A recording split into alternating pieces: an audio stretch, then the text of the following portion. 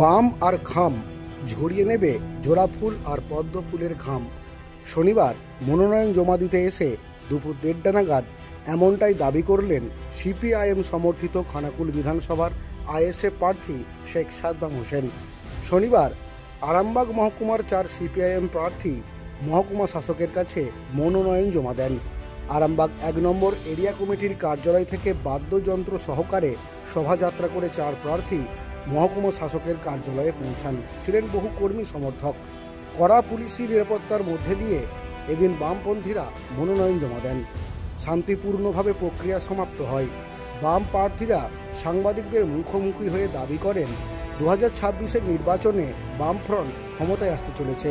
বাম সমর্থিত আইএসএফ প্রার্থী দাবি করেন বাম আর খাম দুই মিলে পদ্ম ফুল আর জোড়া ফুলের ঘাম ঝরিয়ে দেবে। বাম এবং আইএসএফ এর জোট বাম আর খাম ছড়িয়ে নিবে জোড়া ফুল আর পদ্ম ফুলের ঘাম।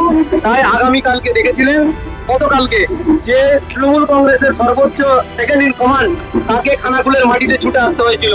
অর্থাৎ তৃণমূল কংগ্রেস বুঝে নিয়েছে যে এই খানাকুলে আর পদ্ম ফুল জোড়া ফুল ফুটবে না।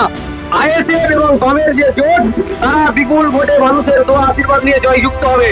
সেজন্যই হুগলির 18টা সিটের প্রথম খানাকুলে অভিষেক বন্দ্যোপাধ্যায়কে সভা করতে হয়েছে।